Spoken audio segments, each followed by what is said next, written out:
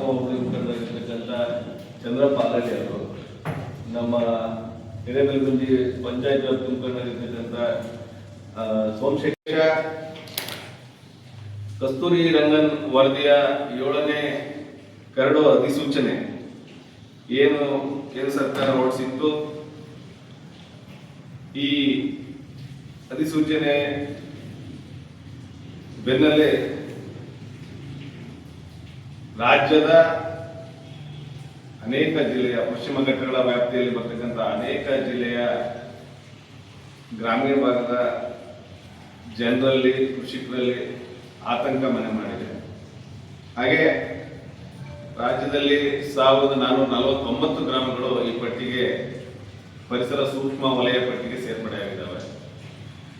ನಮ್ಮ ಜಿಲ್ಲೆಯಲ್ಲಿ 446 ಗ್ರಾಮಗಳು, ಹಾಗೆ ನಮ್ಮ ತಾಲೂಕಿನಲ್ಲಿ ಸಾಗರ ಒಂದೇ ಹೊಸನಗರ ಬಿಟ್ಟು ನಮ್ಮ ಸಾಗರ ತಾಲೂಕಿನಲ್ಲಿ 115 ಗ್ರಾಮಗಳು ಈ ಪಟ್ಟಿಗೆ ಸೇರ್ಪಡೆಯಾಗಿದ್ದಾವೆ. ಈ ಹಿಂದಿನ ಪತ್ರಿಕಾ ವರದಿಯಲ್ಲಿ ನಾವು ಗಮನಿಸಿದಾಗೆ ಒಂದು 40 ಗ್ರಾಮಗಳು ಅಂತೇಳಿ ವರದಿಯಾಗಿತ್ತು. ನಮ್ಮ ನಾಗರಿಕರು, ನಮ್ಮ ರೈತರು ಹೆಚ್ಚು 40 ಗ್ರಾಮ ಹೊರತುಪಡಿಸಿ ಉಳಿದವರೆಲ್ಲ ನಿರಾತಂಕವಾಗಿದ್ದರು. ಹಾಗಾಗಿ ಇವತ್ತಿನ ಗೋಷ್ಠಿ ಮುಖಾಂತರ ಈ 115 ಗ್ರಾಮಗಳು ಯಾವ್ಯಾವು ಅಂತೇಳಿ ಎಲ್ಲ ನಮ್ಮ ತಾಲೂಕಿನ ಜನರಿಗೆ ತಿಳಿಸುವಂತ ಪ್ರಯತ್ನವನ್ನು ಮಾಡ್ತೇವೆ.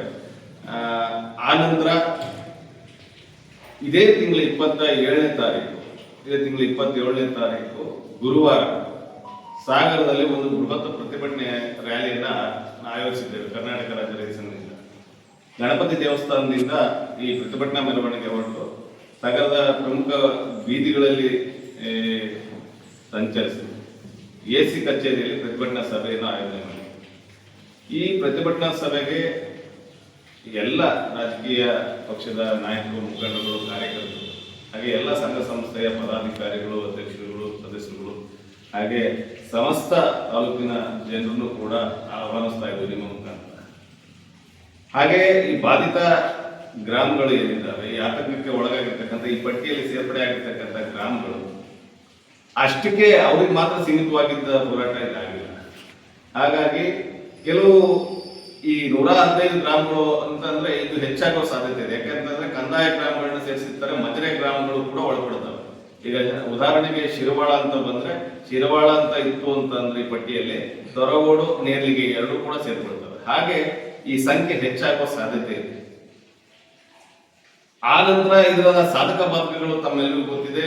ತಾಲೂಕಿನ ಜನರಿಗೂ ಕೂಡ ಈಗಾಗಲೇ ಬಹಳಷ್ಟು ದಿನಗಳಿಂದ, ಬಹಳಷ್ಟು ವರ್ಷಗಳಿಂದಲೂ ಕೂಡ ಇದರ ಬಗ್ಗೆ ಚರ್ಚೆ ನಡೆಸ್ತಾ ಇದ್ದೇವೆ. ಕಸ್ತೂರಿ ರಂಗನ್ ವರದಿ ಜಾರಿಯಾದರೆ ಈ ಪಟ್ಟಿಯಲ್ಲಿರ್ತಕ್ಕಂಥ ಪರಿಸರ ಸೂಕ್ಷ್ಮ ವಲಯ ಪಟ್ಟಿ ಏನು ಒಳಪಡ್ತಾವಲ್ಲ, ಹಳ್ಳಿಯ ಜನರ ಬದುಕು ಹೇಗಿರ್ತದೆ ಅಂತೇಳಿ ಬಹಳಷ್ಟು ಕ್ಲಿಷ್ಟಕರವಾದಂತಹ ಬದುಕು ಬಾಳಬೇಕಾಗ್ತದೆ. ಇವತ್ತಿನ ಬದುಕನ್ನ ಕಸ್ಕೊಳ್ತಕ್ಕಂಥ ಯೋಜನೆಯ ವರದಿ ಇದಾಗಿದೆ. ಇವತ್ತಿನ ಬದುಕನ್ನ ಕಸ್ಕೊಂಡು ಈಗ 10 ತಲೆಮಾರಿನ ಹಿಂದಿನ ಬದುಕಿಗೆ ತಳ್ತಕ್ಕಂಥ ವರದಿ ಇದಾಗಿದೆ. ಮತ್ತೆ ಅಭಿವೃದ್ಧಿ ಶೂನ್ಯವಾಗುತ್ತದೆ. ಹಾಗೆ ನಿರಂತರವಾಗಿ ಮಲೆನಾಡಿಗರ ಮೇಲೆ ಒಂದಿಲ್ಲ ಒಂದು ಯೋಜನೆಗಳನ್ನ ಹೇರ್ತಾ ಸದಾ ಆತಂಕದಲ್ಲೇ ಜೀವನ ಮಾಡ್ತಕ್ಕಂಥ ಈ ಪಶ್ಚಿಮ ಘಟ್ಟಗಳ ವ್ಯಾಪ್ತಿಯಲ್ಲಿ ಬರ್ತಕ್ಕಂಥ ಮಲೆನಾಡಿನ ಅನೇಕ ಹಳ್ಳಿಗಳ ಜನರು ಒಂದಿಲ್ಲ ಒಂದು ಆತಂಕದಲ್ಲೇ ಜೀವನ ಕಳ್ತಾ ಇರೋದ್ರಿಂದ ರಾಜ್ಯ ಸರ್ಕಾರ ಬರೀ ಈ ತಿರಸ್ಕಾರ ಮಾಡೋದಕ್ಕೆ ಸೀಮಿತವಾಗಿದೆ. ಇದು 7ನೇ ಬಾರಿ ತಿರಸ್ಕಾರ ಮಾಡಿದ್ದಾರೆ, ನಿನ್ನೆ ಕೂಡ ತಿರಸ್ಕಾರ ಮಾಡಿದ್ದಾರೆ. ಒಂದು ಸರ್ವಪಕ್ಷಗಳ ಸಭೆಯನ್ನ ಕರಿಬೇಕಾಗ್ತದೆ. ಕರೆದು ಎಲ್ಲ ಪಕ್ಷದ ಜನಪ್ರತಿನಿಧಿಗಳ ಜೊತೆ ಚರ್ಚೆ ಮಾಡಿ ಒಂದು ಸರ್ವಪಕ್ಷ ನಿಯೋಗವನ್ನ ಕೇಂದ್ರ ಸರ್ಕಾರಕ್ಕೆ ಕೊಂಡೊಯ್ದು ಅಗತ್ಯ ಈ ವರದಿಯನ್ನು ಸಾರಾ ಸಗಟಾಗಿ ನಾನು ತಿರಸ್ಕಾರ ಮಾಡ್ತಾ ಇಲ್ಲ, ಇದನ್ನ ಬಹಳ ಸ್ಪಷ್ಟವಾಗಿ ಹೇಳ್ತದೆ. ಪಶ್ಚಿಮ ಘಟ್ಟಗಳ ಮಹತ್ವವು ಕೂಡ ಬಹಳ ಮುಖ್ಯ. ಆದ್ರೆ ವೈಮಾನಿಕವಾಗಿ ನಡೆಸಿರ್ತಕ್ಕಂಥ ಈ ಸರ್ವೆ ಕಾರ್ಯ ಇದು ಅವೈಜ್ಞಾನಿಕ. ವೈಮಾನಿಕ ಸರ್ವೆ ಕಾರ್ಯ ಅವೈಜ್ಞಾನಿಕ, ಇದನ್ನ ಒಪ್ಲಿಕ್ಕೆ ಸಾಧ್ಯ ಇಲ್ಲ. ಜನ ವಿರೋಧಿ, ಕೃಷಿ ವಿರೋಧಿ. ಹಾಗಾಗಿ ಇಲ್ಲಿ ನಾವು ಏನು ಒತ್ತಾಯ ಮಾಡ್ತಾ ಇದ್ದೀವಿ ಅಂತಂದ್ರೆ, ದೈಹಿಕವಾಗಿ ಸರ್ವೆ ಕಾರ್ಯ ನಡೆಸಿ, ಜನವಸತಿ ಮತ್ತು ಕೃಷಿ ಪ್ರದೇಶಗಳನ್ನ ಹೊರತುಪಡಿಸಿ ಕಾಡಿನ ಕುರುಹೆ ಇಲ್ಲದೆ ಇರ್ತಕ್ಕಂಥ ಗ್ರಾಮಗಳನ್ನು ಸೇರ್ಪಡೆ ಮಾಡಿರ್ತಕ್ಕಂಥದ್ದು ನೋಡಿದ್ರೆ, ಇವತ್ತು ಚಿಪ್ಲಿ ಎಲ್ಲಿದೆ, ಸಂಗ್ಲ ಎಲ್ಲಿದೆ, ಪಶ್ಚಿಮ ಘಟ್ಟಗಳ ವ್ಯಾಪ್ತಿಗೆ ಸೇರ್ಪಡೆ ಮಾಡಲಿಕ್ಕೆ ಒಪ್ಲಿಕ್ಕೆ ಸಾಧ್ಯ ಇದೆಯಾ?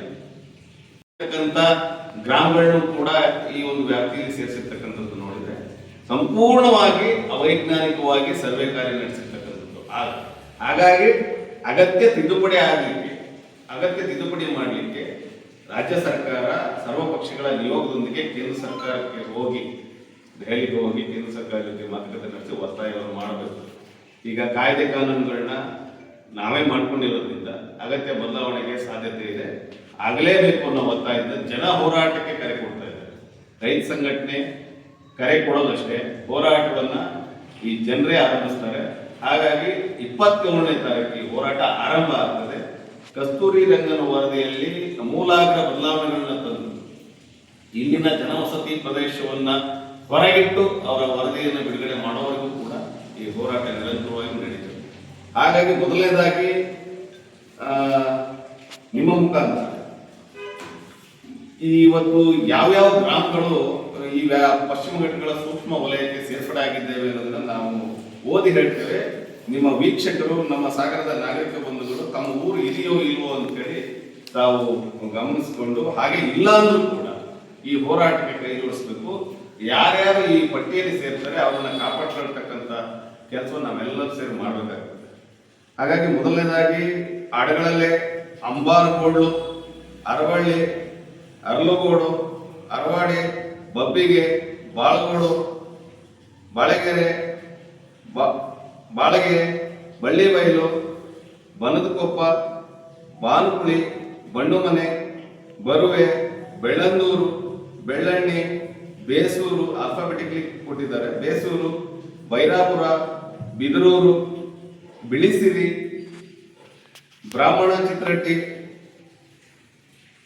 ಬ್ರಾಹ್ಮಣ ಇಳಕಳಲೆ, ಬ್ಯಾಡ್ರಕೊಪ್ಪ, ಚದ್ರವಳ್ಳಿ, ಚನ್ನಿಗನತೋಟ, ಚನ್ನಶೆಟ್ಟಿಕೊಪ್ಪ, ಚೆನ್ನಗೊಂಡ, ಚಿಕ್ಕ ಬಿಲ್ಗುಂಜಿ, ಚಿಕ್ಕಮತ್ತೂರು, ಚಿಪ್ಳಿ, ದಣಂದೂರು, ಗಂಟಿನಕೊಪ್ಪ, ಗೀಜಗ, ಗಿಳಾಲಗುಂಡಿ, ಗೌತಮಪುರ, ಗುಡಿ ಹಿತ್ಲು, ಗುತ್ತನಹಳ್ಳಿ, ಹಳವಗೋಡು, ಆರೇಗೊಪ್ಪ, ಹೆಬ್ಬರಿಗೆ, ಹೆಬಸಿ, ಹೆಗ್ಗಟ್ಟು, ಹೆನಗೆರೆ, ಹಿರೇಬೆಲ್ಗುಂಜಿ, ಹಿರೇಹರಕ, ಹಿರೇಮನೆ, ವನಗೋಡು, ಹೊನ್ನೆಮರಡು, ಹೊಸಗುಂದ, ಕೋತ್ಲಸರ, ಹುಲ್ಕೋಡು,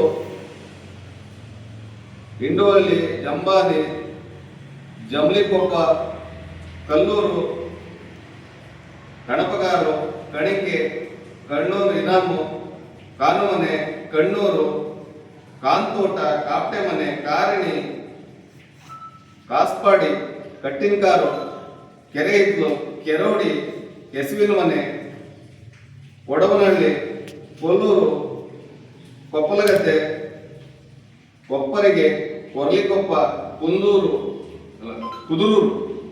ಕುಡಿಗೆರೆ, ಕುರುವೆರಿ, ಲಾವಿಗೆರೆ, ಲಕ್ವಳ್ಳಿ, ಮಡಸೂರು, ಮಳಲಿ, ಮಳ್ಳ,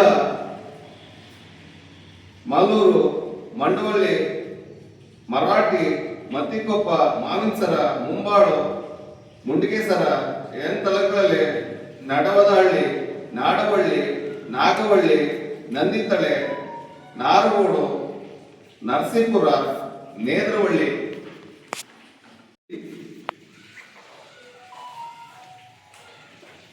ನಿಟ್ಲೆ, ಬಲೆತೋಟ, ಪುರತ್ಸರ, ಸಂಪಳ್ಳಿ, ಸಂಗ್ಲ,